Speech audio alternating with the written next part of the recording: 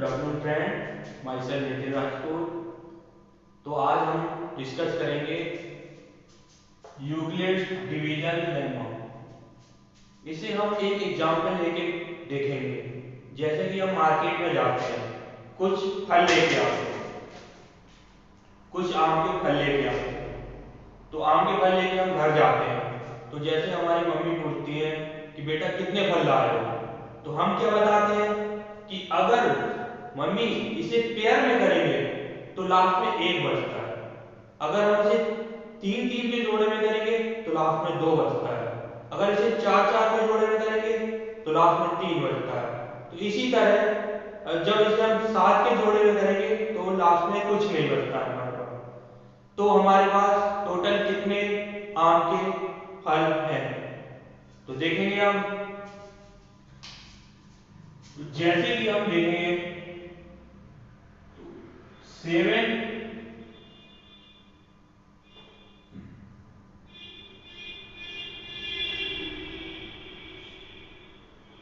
Times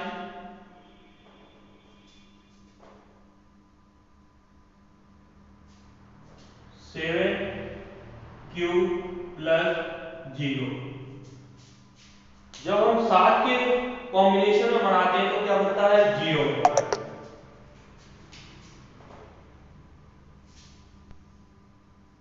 6 के combination में बनाते हैं तो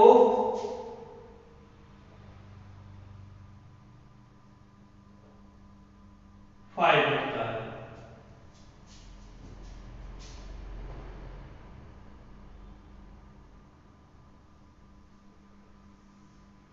5 के कॉम्बिनेशन में बनाते हैं 4 बचता है।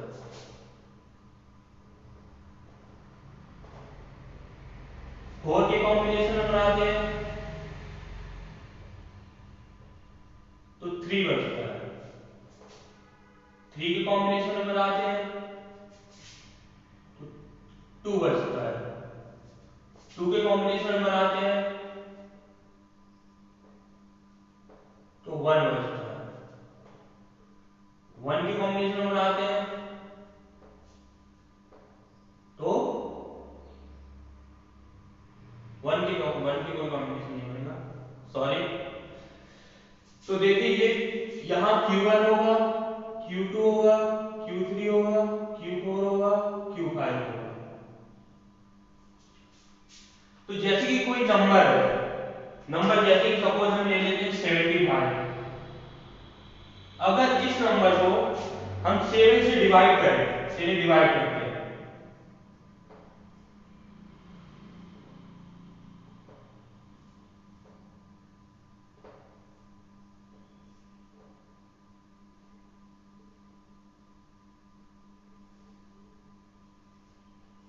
तो हम देखते हैं क्या बचता है, 5। और इसी तरह दूसरे नंबर देखते हैं,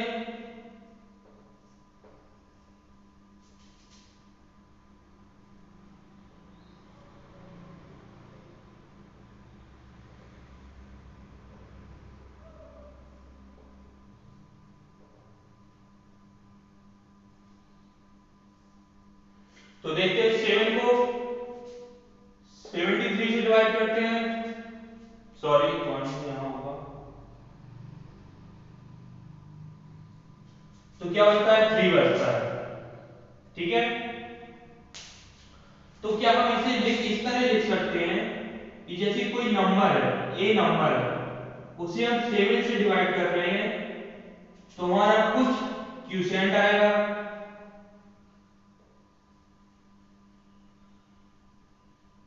और कुछ रिमाइंडर आएगा।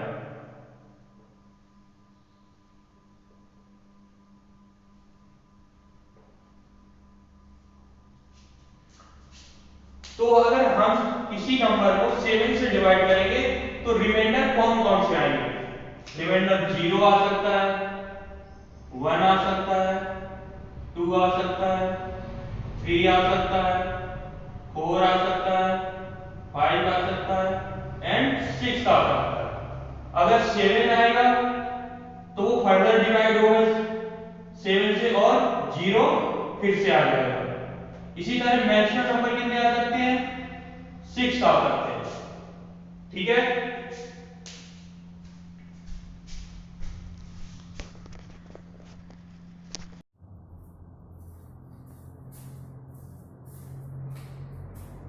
तो हम देखते हैं a equal to N Q plus R यहां तक रिमाइंडर है।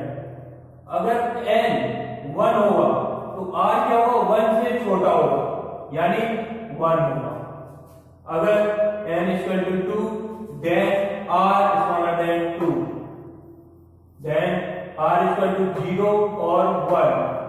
If n equal to 3 then r smaller than 3, that is r equal to 0 or 1 or 2. If n is equal to 4, then r smaller than 4, that is 0, 1, 2, 3. तो हम देखते हैं जैसे कि every n के लिए, हर n के लिए r less than n होगा।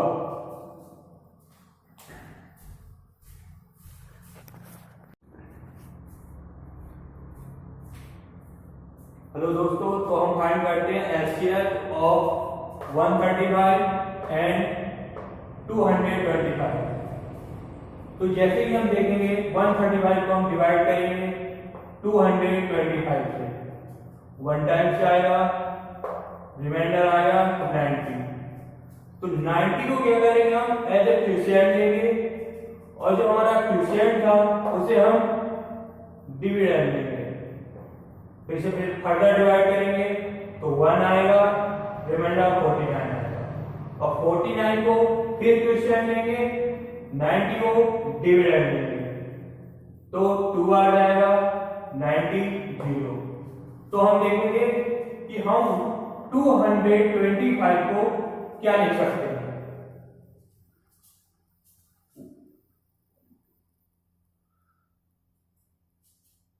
One 135 into 1 plus reminder. तो हमने क्या लिखा, dividend equal to division into quotient plus reminder. तो यहां देखते हैं हम कि r जो रिमाइंडर है वो 0 नहीं हुआ है, तो हम क्या फर्दर डिवीजन स्टार्ट करते हैं। तो यहां देखिए हम 135 को क्या लिख सकते हैं, 90 into 1 plus 45। 135 as a dividend, 90 हमारा डिवीजन, 1 हमारा क्वोशिएंट और 45 रिमाइंडर। तो यहाँ r फिर से 0 है, r 0 नहीं है, तो हम फर्दर डिवाइड करेंगे। तो यहाँ 90 को हम क्या लिख सकते हैं, 45 इंटू 2 प्लस 0। तो यहाँ देखते हैं कि हम r बराबर 0 होता है, तो उस r जहां पर हमारा r 0 होता है वहां पे जो क्वोशिएंट होगा, वहां पे जो हमारा क्वोशिएंट होगा वो हमारा क्या कहलाएगा, एचसीएफ।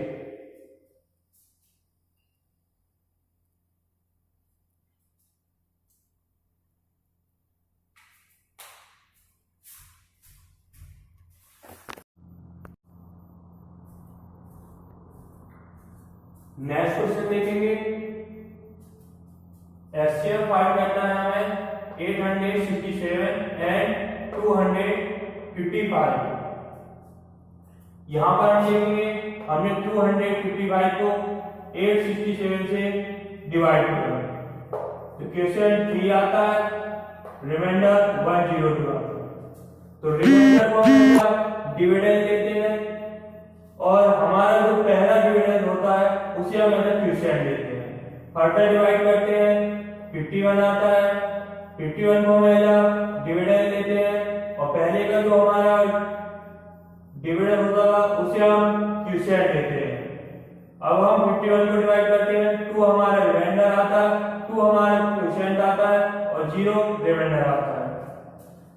तो हम देखेंगे 867 को हम क्या लिख सकते हैं, इसे हम लिख सकते हैं 255 into 3 plus 102, dividend equal to division into quotient plus reminder. यहां पर देखेंगे r not equal to 0, further division start होगा तो हमारे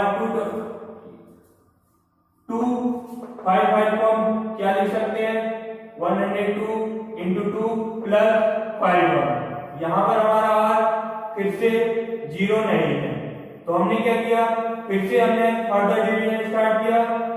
यहाँ पर देखते हैं हमारा 102 को डिवाइड करते हैं, 51 से डिवाइड करते हैं, रिमाइंडर 0 आता है, क्वेश्चन 2 आता है, तो हम 102 को क्या लिख सकते हैं, 102 को लिख सकते हैं 51 into 2 plus 0। तो ये r बराबर 0 किस क्वेश्चन के लिए है, नहीं, r बराबर 0 हमारा किस क्वेश्चन के लिए है, 51 के लिए, तो ऐसे अब हमारा 51 हो जाएगा।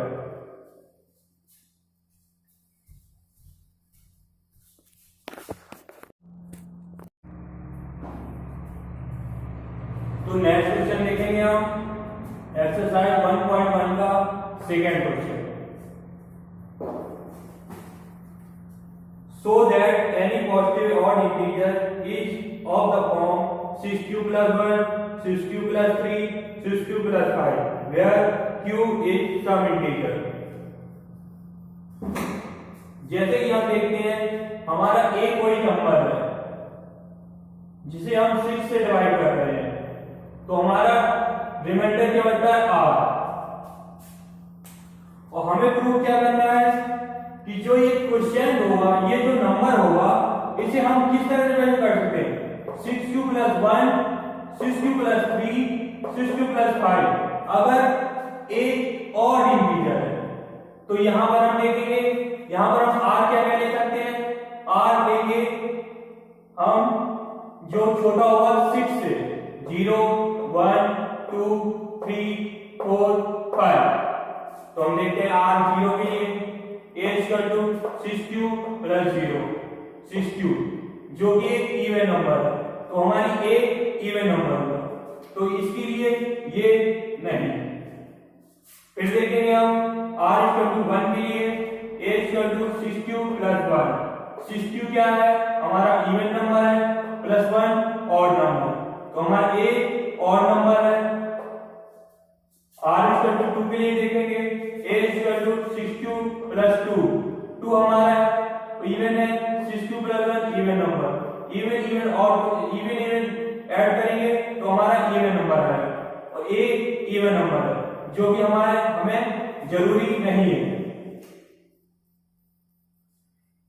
For r equal to 3, a equal to 6q plus 3, यहां पर 6q इवन नंबर है, प्लस 3 और नंबर है, होल नंबर इज और r इक्वल टू 4 के लिए इसी प्रकार 6q प्लस 4 और number, sorry 6q plus 4 even number, ये हमारे लिए यूजफुल नहीं है।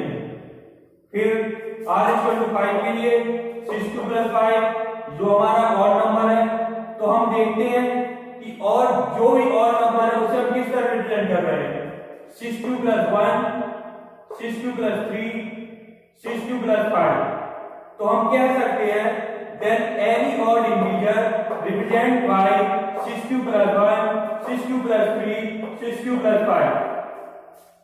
तो आप कहेंगे कि हमने 6q plus r ही क्यों लिया, क्योंकि हमें यहां पर प्रूव करना था कि 6q से, तो इसलिए हमने 6q plus r लिया। और अगर हम r लेंगे तो r को हम वैल्यू क्या पुट कर सकते हैं जो हमारी 6 से छोटी होगी, 0, 1, 2, 3, 4, 5, और a की वैल्यू हम फाइंड करेंगे। a की वैल्यू 0 के लिए इवन आती है, 2 के लिए इवन आती है, और 4 के लिए इवन आती है, जो कि हमारे लिए यूजफुल नहीं है। हमारे लिए क्या यूजफुल है, r इक्वल टू 1 पर और नंबर आता है, और नंबर हमें चाहिए एक, यहाँ पर हमारा r इक्वल टू 3 पर और नंबर है, r इक्वल टू 5 पर और नंबर है। तो हम कह सकते हैं कि किसी भी और इंटीजर को हम रिप्रेजेंट कर सकते हैं 6q plus 1, 6q plus 3, 6q plus 5।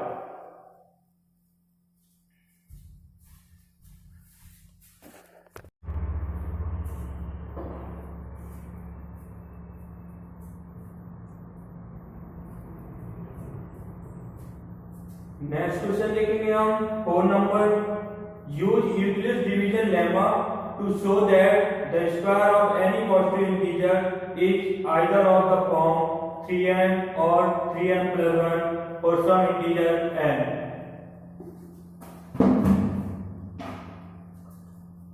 तो हम क्या कर सकते हैं, कोई नंबर से उसे हम 3q प्लस r की तरह रिप्रेजेंट कर सकते हैं। अब आप सोचेंगे हमने 3q प्लस r क्यों लिया, पहले क्या था 6q प्लस r। तो ऐसे इसलिए लिया क्योंकि हमें रिप्रेजेंट करना है 3 की फॉर्म में रिप्रेजेंट करना है, इसलिए हमने 3q प्लस r लिया। और पहले हमें रिप्रेजेंट करना था 6 की फॉर्म में, इसलिए हमने 6q प्लस r लिया था। तो देखिए r यहाँ पर क्या होगा 0 1 2, जैसा कि हमने पहले बात की है। तो r बराबर 0 के लिए देखते हैं a स्क्वायर टू 3q और a स्क्वायर क्या होगा 3q square 9q square. 9q square को हम रिप्रेजेंट कर सकते हैं 3 into 3q स्क्वायर। यहाँ पर हम 3q स्क्वायर को एज ए m रिप्रेजेंट करेंगे, तो a स्क्वायर 3m हो जाएगा, जो कि हमारी कंडीशन सेटिस्फाई कर रहा है। अब हम r बराबर 1 के लिए देखेंगे, a स्क्वायर टू क्या होगा 3q प्लस 1, a का स्क्वायर करेंगे 3q प्लस 1 का होल स्क्वायर, इसे हम एक्सपेंड करेंगे इस तरह से a प्लस b का whole square, a square plus b square plus 2ab। तो हम इसे 3q को स्क्वायर करते हैं तो 9q स्क्वायर, 1 का स्क्वायर करते हैं तो 1 और फिर 2ab यानी 6q। तो हम क्या करते हैं 9q स्क्वायर प्लस 6q को एक साथ ले लेते हैं और 1 को अलग कर देते हैं। इस तरह हम 3 कॉमन लेते हैं तो 3q स्क्वायर प्लस 2q बनता है प्लस 1 आता है। तो यहाँ पर हम क्या करते हैं 3q स्क्वायर प्लस 2q को m रिप्रेजेंट करते हैं। यहाँ पर हम m क्या है, एक कोई इंटीजर है, ये वाला m अलग m होगा, ये वाला m अलग m होगा, ठीक है, समझ रहे हैं आप। ये इंटीजर है, ये भी इंटीजर है। तो अब हम r बराबर 2 के लिए करेंगे तो ये क्या होगा 3q प्लस 2, तो a स्क्वायर 3q प्लस 2 का होल स्क्वायर। तो इसका हम फिर एक्सपेंड करेंगे तो ये a square plus b square plus 2ab। तो अब हम क्या करेंगे 4 को हम 3 प्लस 1 में डिवाइड कर देंगे, तो ये क्या करेंगे इसके बाद फिर हम 9q square plus 2q plus 3 को 3 में हम क्या करेंगे 3 को कॉमन लेंगे, तो 3 को कॉमन ले लेते हैं तो क्या आता है 3q square plus 4q plus 1। यहाँ पर हम 3q square plus 4q plus 1 को m रिप्रेजेंट करते हैं, तो a स्क्वायर क्या आता है 3m प्लस 1। तो हम दिखा सकते हैं कि किसी भी हमारा इंटीजर के जो स्क्वायर होते हैं हम उसे रिप्रेजेंट कर सकते हैं 3m की फॉर्म में, 3m प्लस 1 की फॉर्म में। यहाँ पर भी 3m प्लस 1 ही आता है।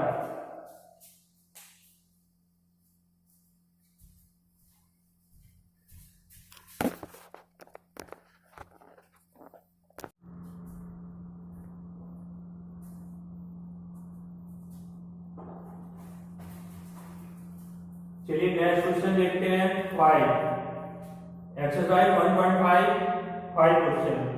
Fifth question, use Euclid's division lemma to show that the cube of any positive integer is the form of 9m, 9m plus 1, 9m plus 1। ये हमारा कोई नंबर है और इसे हम क्या जब इसका क्यूब करते हैं तो ये क्या आता है फॉर्म में 9m आता है, 9m प्लस 1 आता है, 9m प्लस 1 आता है।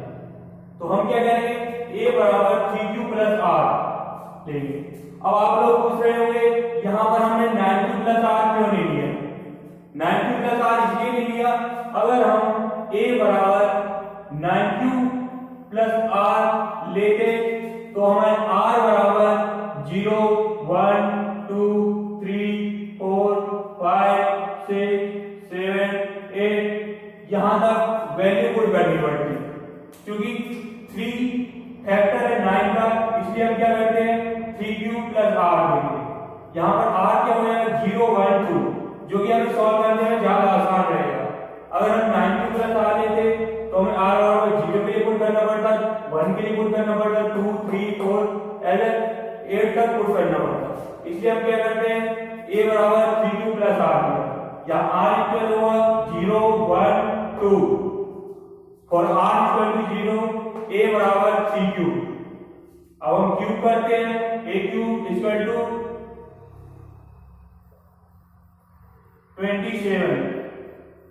27 को हम रिप्रेजेंट कर सकते हैं 9 इंटू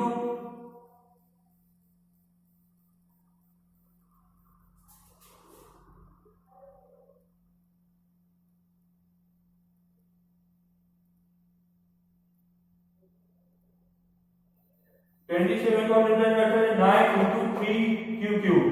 यहाँ क्यू क्या है, कोई इंटीजर है, तो क्यू का क्यूब भी क्या होगा, एक इंटीजर होगा, और 3 क्यू क्यूब होगा वो भी एक इंटीजर होगा। तो ये हमारा एक इंटीजर है, इसे हम क्या करेंगे, m पुट कर देंगे। तो हमारा a क्यूब क्या होता है, m 9m आ जाता है। इसके बाद हम r इक्वल टू 0 के लिए देखते हैं, r इक्वल टू 1 के लिए देखते हैं, a equal to 3 cube plus 1 cube करते हैं 3 क्यूब प्लस 1, तो इसे हम क्यूब को एक्सपेंड करेंगे a प्लस b का whole cube, a cube plus b cube plus 3ab a plus b। तो हम एक्सपेंड करेंगे, तो ये 3 क्यूब का क्यूब प्लस 1 का cube plus 3 cube into 1 3 cube plus 1, इसे एक्सपेंड करेंगे तो 27 cube 9 cube 3 cube plus 1 plus 1। तो यहाँ हम क्या लेते हैं, हमें प्रूव करना है 9m प्लस 1 9m प्लस 1। तो हम क्या करते हैं,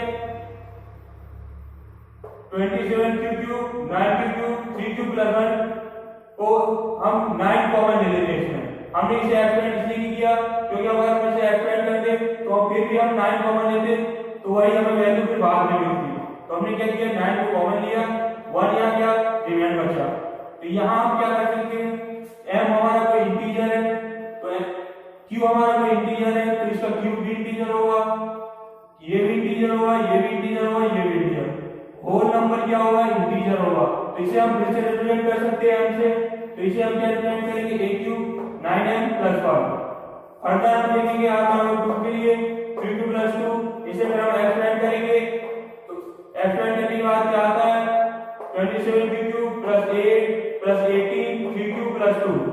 हम क्या करेंगे, 27 क्यूब प्लस 18 3 क्यूब प्लस 2 को कॉमन लेंगे, प्लस 8 यहाँ हमारा रिमेंड आएगा, यहाँ भी हम 9 इसमें कॉमन लेंगे तो 3 क्यूब 2 3 क्यूब प्लस 2 और रिमेंड 8 आ रहा है। तो ये नंबर हमारा क्या होगा, एक हमारा इंटीजर होगा, इसे हम रिप्रेजेंट करेंगे 9 से। तो इसके बाद हमारा a क्यूब होता है 9m प्लस 8, जो कि हमें प्रूव करना था।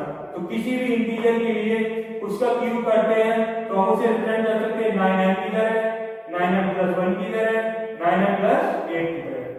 That's all, thank you.